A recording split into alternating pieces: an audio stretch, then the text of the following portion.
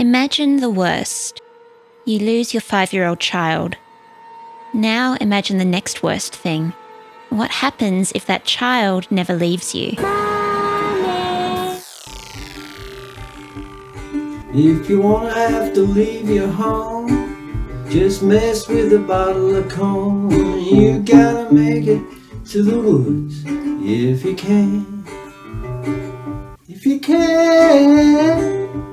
If you can. You gotta make it to the woods if you can. For over 60 years, Doctor Who's spoken to families about death. People always ask me, what is it about the show that appeals? It's about death. That is one of its most potent mysteries. The show's most iconic villain is a killing machine with the battle cry "Exterminate." Some episodes have a higher body count than the Terminator. And don't forget regeneration, the Buddhist idea of death and rebirth, which has helped the show stay on air. In his episodes of Doctor Who and Sherlock, Steven Moffat writes about different experiences of loss and grieving, whether it's a world, a relationship, or just the person you wanted to be. Who you thought I was is the man who I want to be. In this series, we'll revisit Moffat's most famous episodes. As we do, I invite you to see them in a brand new light, not just as nightmare factories for children, but meditations on the grieving process. We're starting today with the episode where it all began, the story that made me terrified to walk down the hallway as a kid. Let's meet the empty child. The Empty Child is a story about guilt. The story begins, as you'll know if you've watched it, with 3 characters who have lost their families and are now starting to lose themselves. The 9th Doctor is fresh from the Time War, where he sacrificed his people and billions of others for the sake of the universe. Throughout Series 1, we've seen him work through anger. Why don't you just die? Bargaining. Give me a day like this. Give me this one. And depression. All that's left now is guilt. After stepping out of the TARDIS, the Doctor meets Nancy, a mysterious 20-something with a difficult past. As a teenager, Nancy found herself pregnant and unmarried. 5 years later, her son Jamie was blown up during an air raid. He died believing that Nancy was his older sister. Later, we meet Dr. Constantine, who lost his family. Now, he's the last one standing, trying to save his patients who are succumbing to a mysterious plague. Before this war began, I was a father and a grandfather. Now I'm neither, but I'm still a doctor. Know the feeling? You'll notice these characters try to compensate for their loss by helping others. Who did you lose? What? The way you look after all those kids. It's because you lost somebody, isn't it? Nancy feeds starving children on the street. Dr. Constantine makes futile efforts to save the gas mask people, until he becomes one of them. The Doctor spends the whole series saving every society he meets, because for him, every new loss just causes him to relive the Time War. I fought in the war, it wasn't my fault! Saved your world, I couldn't save any of them! Unfortunately though, no amount of do-gooding can heal them. The Doctor, Nancy, and Dr. Constantine are united by feelings of guilt and loss. As we follow them through this 2-parter, Moffat will use a sci-fi twist to show how guilt isn't just painful, but haunting. These dearly departed don't stay dead. They follow their loved ones through all eternity. The Empty Child teaches us that after a loss, our world changes and nothing feels safe anymore. After following the TARDIS through the time vortex, we find ourselves in a bombed and battered London town, full of gas masks, barbed wire and bombs. This wartime setting evokes the war we've been hearing about every episode in Series 1, the Time War. The lighting and set design create feelings of hopelessness. The episode's set at night time, in creepy darkness, which is relieved only by bursts of light from explosions. The air is so cold, we can see characters breathing. Even the hospital looks sinister. It's framed in shadow with these spindly gates and an archaic sign, and of course, the ominous music playing in the background. This place is supposed to be about healing. Instead, even its patients are described as soldiers, ready to jump up and attack.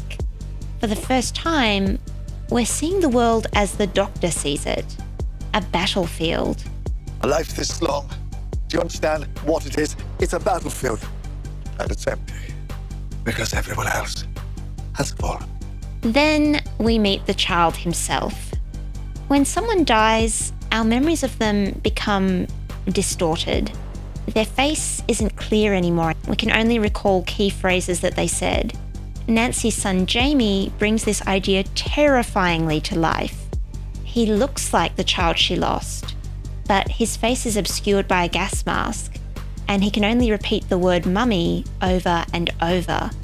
His memory is, dare I say, empty. Empty also describes how Nancy feels seeing him. If he touches you, he'll make you empty too.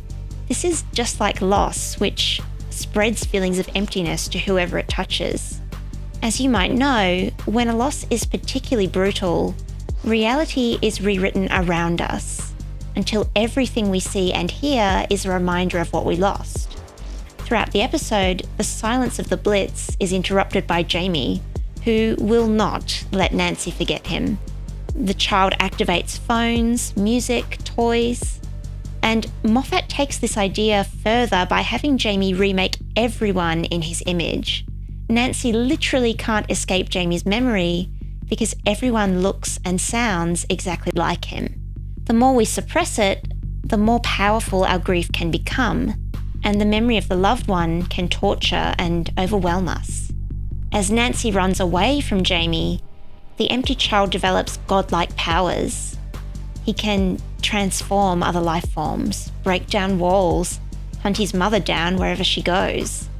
Guilt can also make us attribute feelings to the dead person that were never really there to begin with. For example, you'll notice that the empty child is described as powerful and angry. Actually, Jamie isn't angry at all. He's just looking for his mummy. The child himself is not a monster, plain and simple. For Nancy, his appearance and catchphrase, "Are you my mummy?" are an agonizing reminder that Jamie's death and everything that followed is her fault. Grief should be about healing, but complicated grief like this can be destructive. Just like the nanogenes in this story, who are designed to heal human bodies, but instead, they turn them into monsters. Grief can also totally change how we interact with others. For example, Nancy and the Doctor both have trouble trusting people. The Ninth Doctor is probably the least trusting of all his incarnations, because he no longer trusts himself. Moffat shows us this by contrasting the Doctor with Captain Jack. When he meets Jack, we see the Doctor grapple with suspicion and dislike. Why don't you trust him? Why do you? I trust him because he's like you, except with dating and dancing. Jack is very similar to the Doctor. He's a time traveller, a risk taker, and an adventurer. There's one important difference though. Unlike the Doctor, Jack is really blasé about his actions because he hasn't really had to face consequences. Jack's just had his memory wiped by the time agency, and he's blissfully unaware that his ambulance caused the gas mask plague to happen. The Doctor resents Jack immediately on meeting him. This is not just jealousy. The Doctor sees shades of his younger self in Jack, and it's uncomfortable. So, we've seen how complicated grief and guilt can change our memories and our worldview. But how do we break free? The characters in The Empty Child have been overwhelmed by their grief and guilt. Eventually, all that's left is to face the past and find a way forward. This series, the Doctor's way forward has been seeing the universe through a younger, more hopeful pair of eyes. We've already seen Rose challenge the Doctor's dark worldview and help him to find joy. What about you, Doctor? What the hell are you changing into? I couldn't. I wasn't. Think about her invitation to dance. Yeah, I know, it's a blatant metaphor for adult fun time. But I reckon it's more than that. This is Rose reminding the Doctor that he doesn't have to always be responsible for everything. He can live, not just survive, by finding the fun, even in a really bleak situation. So come on. The world doesn't end because the Doctor dances. Nancy must also overcome guilt by admitting that she's Jamie's mother, even when his memory might literally kill her. Look at the scene where Nancy approaches Jamie. We hear bombs falling and exploding in the background. Eerie music plays. Just like the Doctor and Nancy, we're primed to expect the worst. Instead, brilliant golden light breaks through the darkness. Jamie's face is restored, and eventually, so are the faces and identities of everyone around him. The Doctor is shrouded in light from the nanogenes as he says the iconic line, Everybody lives, Rose. Just this once. Everybody lives! After the cold darkness of the Blitz, we're back in the warm, well-lit TARDIS. The Doctor, Nancy, and Dr. Constantine felt like they'd lost everything, but now they've found their reasons for living again. The episode finishes with the Doctor dancing with Rose in the TARDIS.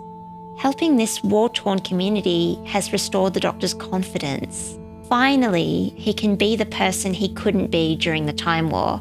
Or at least, he's no longer the person he thought he was. Moffat goes and rewrites this later for some reason. With Rose, the Doctor is literally finding his feet. You'll find your feet at the end of your legs. You may care to move them. Rose, What? I can dance. The Doctor letting Jack onto the TARDIS is more than just a fun companion introduction. Like I said, Jack represents a carefree past version of the Doctor. So, the Doctor accepting Jack is also the Doctor releasing his negative feelings, not just for Captain Jack, but also for himself. The three depart to a tune by Glenn Miller, a composer who brought joy in the darker times, and their adventures begin anew. The Empty Child is a story of guilt and loss, but it's also a story of hope. Yes, grieving a loss can feel like you're stuck on the battlefield all alone, but with the right people around you and the right support, you can find a reason to carry on. This episode also is the prototype for Moffat's ultimate vision of the Doctor, not someone who is overcome by negative feelings, but who channels them into doing good and bringing joy to the rest of the universe. A man with two hearts, and for good reason. But, you know, when they made this particular hero, they didn't give him a gun, they gave him a screwdriver to fix things. And they didn't give him a superpower, they gave him an extra heart. I hope you enjoyed this more cerebral retelling of The Empty Child. Join me next time, where we'll see what happens when our legacy is left in the hands of AI. Spoilers, it's not good. Donna Noble has left the library. Donna Noble has been saved. Thanks for watching Lingua Anomaly. Don't forget that overthinking is a superpower, and there is beauty in the way that you think. Later, we meet Dr. Who do we meet? What? Later, we meet Dr. Oh, it's going to be the same as last time. It's just going to be one word I can't say. Unfortunately, though, no amount of good... What? Unfortunately, though, no amount of do-gooding can heal them. Far out, what was that word? Moffat will use a sci-fi twist. I think my voice just broke. Let's do that again. Yes, grieving for a loft. A loft. I lost my loft, oh no.